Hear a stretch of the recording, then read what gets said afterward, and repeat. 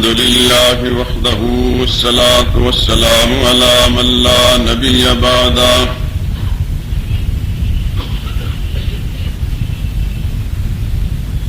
أما بعد فأعوذ بالله من الشيطان الرجيم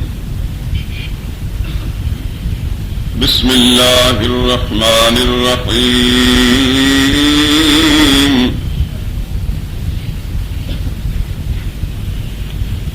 وقال ربكم ادعوني أستجب لكم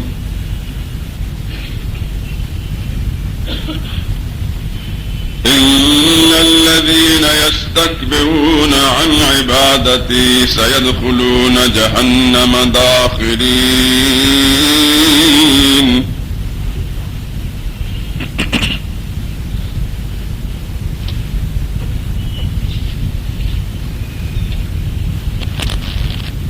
اور تمہارے پروردگار نے ارشاد فرمایا ہے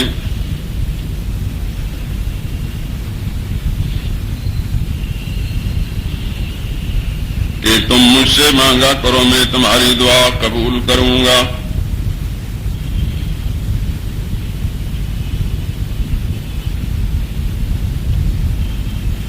بلا شبہ جو لوگ میری عبادت سے ادرائے تکبر روگردانی اختیار کرتے ہیں ان قریب جہنم میں ذلیل ہو کر داخل ہوں گے.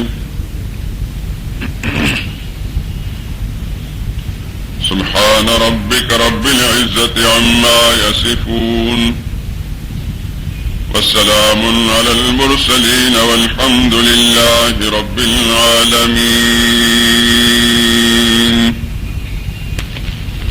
بزرگان محترم، برادران عزیز، معزز خواتین،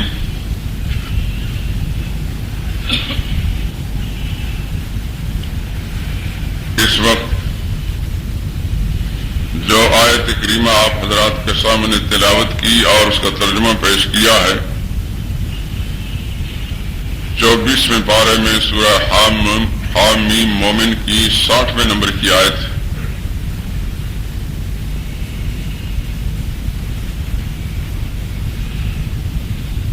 اور اس آیت اور اس کے ترجمے سے بھی آپ کو یہ اندازہ ہو گیا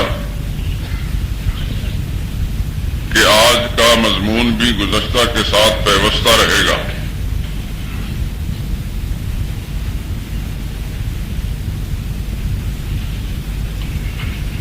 یعنی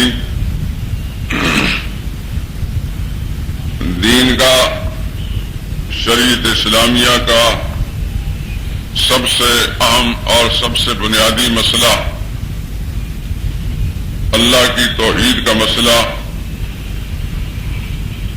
جس پر سارے شریعت کے نظام کی عمارت قائم ہے.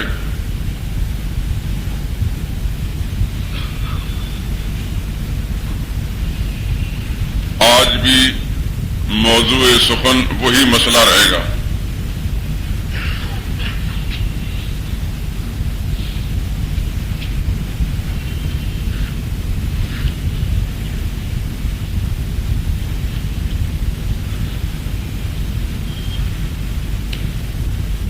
توحید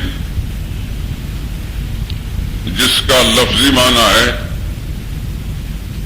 ایک جاننا اور ایک ماننا،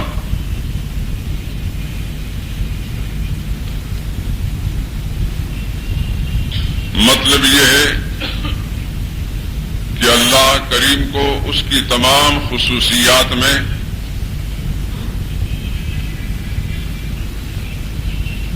ایک ہی جانا جائے اور ایک ہی مانا جائے.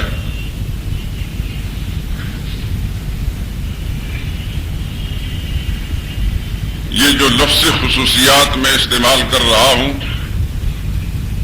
یہ بڑا جامع لفظ ہے. اللہ تعالی کی صفات، اس کے اختیارات اور اس کے حقوق کے لیے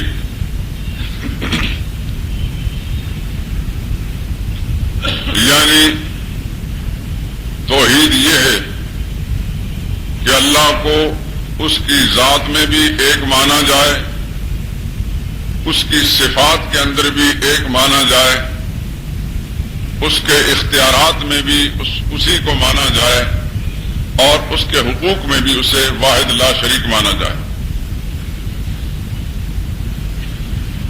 جس طرح اس کی ذات میں کوئی شریک اور حصہ دار نہیں،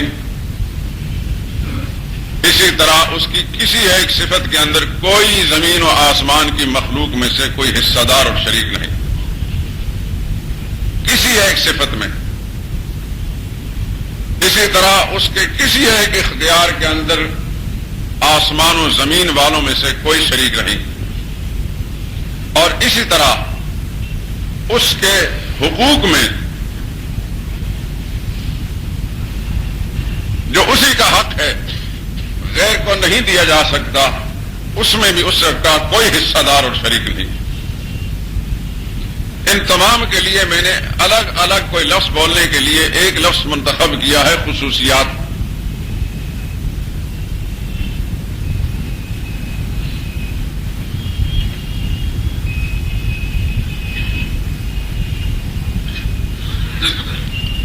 ان خصوصیات میں سے جو چوتھی قسم میں نے بیان کی کہ اس کے حقوق میں کوئی اس کا شریک نہیں، حصہ دار نہیں،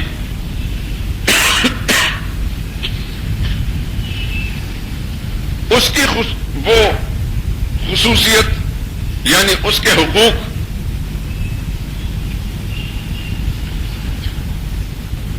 دوسرے الفاظ میں، آسان لفظوں میں یہ کہہ لیجئے کہ اس کی عبادات میں کوئی اس کا حصہ دار نہیں، عبادت کے لائق وہی ہے۔ عبادت کی جتنی قسمیں ہیں سب کی سب اللہ ہی کی ذات کے لیے مخصوص ہیں، کوئی ایک صفت ایسی نہیں کہ وہ مخلوق کے لیے بجا لائی جا سکے۔ عبادت کی قسمیں، آپ جب نماز کی تشہد میں التحیات میں بیٹھتے ہیں تو یہ جملے پڑھتے ہیں، التحیات للہ والصلوات والطیبات۔ معنی اس کا یہ ہے سب زبانی عبادتیں بھی اللہ ہی کے لیے ہیں، سب بدنی عبادتیں بھی اللہ ہی کے لیے ہیں، اور سب مالی عبادتیں بھی اللہ ہی کے لیے ہیں۔ ہماری نماز مکمل نہیں ہوتی جب تک ہم نماز کے اندر تشہد میں یہ الفاظ پڑھ کر نہ جائیں، اور جس طرح ان الفاظ کا پڑھنا زبان سے نماز کی تکمیل کے لیے، صحت کے لیے ضروری ہے، اس سے کہیں زیادہ یہ ضروری ہے کہ ان الفاظ کا جو مدعا ہے اس کو ہم دل سے تسلیم کریں۔ اگر کوئی شخص زبان سے التحیات للہ والصلوات والطیبات پڑھتا ہے لیکن اللہ کی کسی ایک عبادت میں کسی اور کو بھی حصہ دار سمجھتا ہے، وہ نماز پڑھ کر بھی مشرک ہے، نماز پڑھ کر بھی مسلمان نہیں ہے۔ سجدہ تو وہ اللہ کے لیے دے رہا ہے لیکن سجدہ دینے کے باوجود وہ مسلمان نہیں ہے، اس لیے کہ اللہ کی ایک خصوصیت جو ہے اس میں کسی اور کو حصہ دار سمجھتا ہے۔ اب تھوڑی سی میں تفصیل بیان کرتا ہوں کہ عبادت کس کس کو کہتے ہیں۔ جب آپ کلمہ پڑھتے ہیں لا الہ الا اللہ محمد الرسول اللہ، تو اس میں سے پہلا جز لا الہ الا اللہ کا ترجمہ بچپن سے آپ کو یہ سکھایا گیا ہے، اور آج تک آپ کے دل میں یہ راسخ اور پیوست ہے کہ اللہ کے سوا کوئی عبادت کے لائق نہیں ہے۔ یہی معنی ہے نا۔ اب عبادت جو ہے اس کی بہت سی قسمیں ہیں، کچھ قسمیں تو ایسی ہیں جو عام لوگوں کو بھی معلوم ہیں۔ مثال کے طور پر ابھی ہم اس انتظار میں بیٹھے ہیں کہ جمعے کی نماز ادا کریں گے، نماز ایک عبادت ہے۔ اس طرح ہم صبح سے سحری کے وقت اٹھے ہیں ایک عبادت کو اللہ کے لیے بجا لانے کے لیے، اور شام تک اس کو ہم برقرار رکھیں گے، یعنی روزہ۔ اسی طرح جو صاحب مال لوگ ہیں، اللہ تعالیٰ نے ان کو مالدار بنایا، سال گزرنے کے بعد اپنے مال کا ایک مخصوص حصہ بطور زکوٰۃ ان کو نکالنا پڑتا ہے، اور ہر مسلمان سمجھتا ہے کہ یہ عبادت ہے۔ اسی طرح جو صاحب مال انسان ہے جو مکہ معظمہ تک پہنچنے کی